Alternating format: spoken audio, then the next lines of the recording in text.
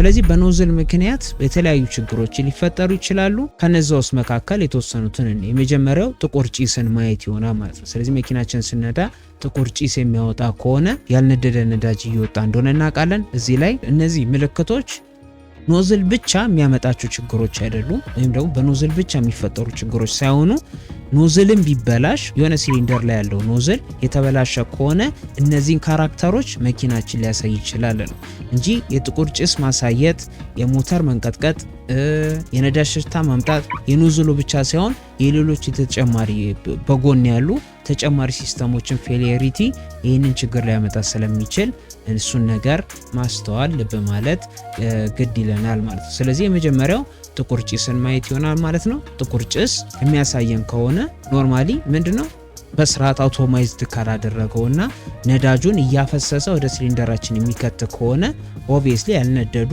ብዙ ነዳጆችን ሊወጣ ይችላል። ምክንያቱም ከአየሩ ጋር በስርዓት መዋሃድ ስለማይችል ማለት ነው። ሁለተኛ የሞተር መንቀጥቀጥ ነው።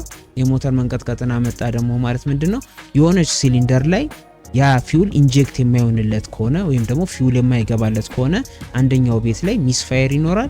ሚስፋየር ካለ ደግሞ በሶስት ሲሊንደር ብቻ ራን ማድረግ ስለማይችል የመንቀጥቀጥ ሁኔታን ያመጣል። ጉልበቱም እየተዳከመ የሚመጣ ይሆናል ማለት ነው። በቂ ነዳጅ ካልደረሰው በስርዓት ኦፕሬት ማድረግ ስለማይችል የነዳጅ ሽታ ማምጣት ቅድም እንዳልነው ያልተቃጠለው ነዳጅ የሚወጣ ከሆነ በኤግዞስታችን በኩል ያንን የነዳጅ ሽታን ሊያመጣብን ይችላል። ሌላኛው ደግሞ ሞተር አልነሳም ማለት ፊውል ካልደረሰው ሞተር ሲጀመር አይነሳም። እንደምናውቀው በሶስት ነገሮች ነው ሞተራችን ተነስቶ ኦፕሬት የሚያደርገው። ግዴታ ፍንዳታ እንዲፈጠር ወይም ደግሞ ሞተራችን ራን እንዲያደርግ አየር ያስፈልገዋል፣ ነዳጅ ያስፈልገዋል። ከዛ ደግሞ ሁለቱን የሚያቀጣጥልልን እሳት ያስፈልገዋል ማለት ነው። ስለዚህ ከዛ ውስጥ ነዳጁ የሚጠፋበት ከሆነ ወይም ደግሞ ነዳጅ የማይደርሰው ከሆነ ምን ይላል? አልነሳም ሊለን ይችላል ማለት ነው። ስለዚህ ሞተር አልነሳም ማለትም በዚህ በኖዝሎች ምክንያት ሊመጣ የሚችል ምልክት ነው።